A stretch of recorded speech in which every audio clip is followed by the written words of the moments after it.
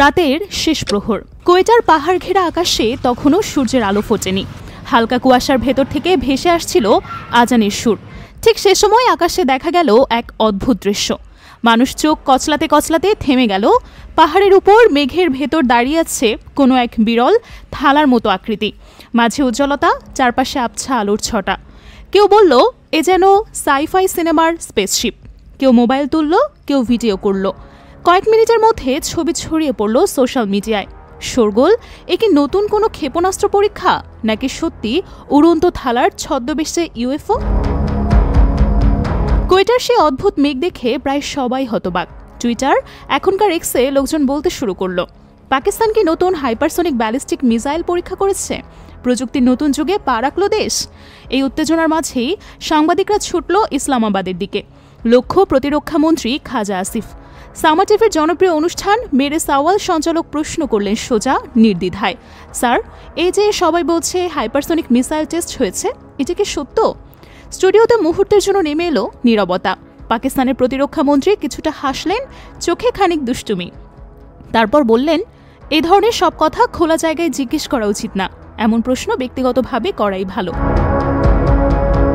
এ যেন এক ধরনের ইশারা, আবার এড়িয়ে যাওয়াও।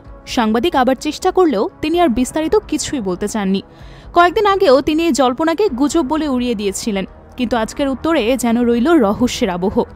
এদিকে গুজব ছড়াতে দেরি লাগেনি। অনেকেই বলল, নতুন প্রযুক্তির পরীক্ষা শুরু করল পাকিস্তান। আরেক পক্ষ বলছে, নিশ্চিত না, এটা তো ইউএফও। কোয়েটার লোকজন এ নিয়ে চায়ের দোকানে আলোচনা করতে লাগলো। ভাই, আমি নিজে চোখে দেখেছি, একদম উড়ন্ত থালা। মাঝে কেউ বলল, মিসাইল হলে রাতেই কেন, আর এত নিঃশব্দে কিভাবে? ঠিক তখন সামনে আসে এক সরকারি ব্যাখ্যা। পাকিস্তান মেটেরোলজিক্যাল ডিপার্টমেন্ট একটি পোস্ট শেয়ার করে জানায়, এটা কোনো ক্ষেপণাস্ত্র না, কোনো ইউএফও নয়। এটি ছিল একটি লেন্টিকুলার ক্লাউড ফরমেশন, অর্থাৎ লেন্স আকৃতির বিরল মেঘ। পাহাড়ি এলাকায় যখন বাতাস স্থির থাকে এবং একই দিক থেকে বায়ু প্রবাহ হয়, তখন এমন মেঘ তৈরি হতে পারে। এই বিশেষ মেঘটি কোহই মোর্দার অঞ্চলের উপর দিয়ে উড়ে গিয়েছিল সূর্যোদয়ের আগে প্রায় ২০ মিনিট ধরে। ইউকের মেট অফিসের তথ্য অনুযায়ী এমন মেঘ দেখতে অনেকটা উড়ন্ত থালা বা ফ্লাইং সসারের মতো হয়। তাই এগুলোকে নিয়ে ইউএফওর গল্প ছড়ানো খুবই সাধারণ ঘটনা। বিশ্বজুড়ে বহু ইউএফওর রিপোর্টের পেছনে আসলে থাকে এমনই লেন্টিকুলার মেঘ। কিন্তু প্রশ্ন রয়ে যায়, তাহলে প্রতিরক্ষামন্ত্রী পরিষ্কার করে হ্যাঁ বা না কিছু বললেন না কেন? কোয়েটার মানুষ এখনও কোনো নিশ্চিত উত্তর পায়নি। কারো কাছে এটি ছিল বিজ্ঞান, কারো কাছে রহস্য, আর কারো কাছে দেশের সামরিক শক্তির নতুন অধ্যায়ের সম্ভাবনা।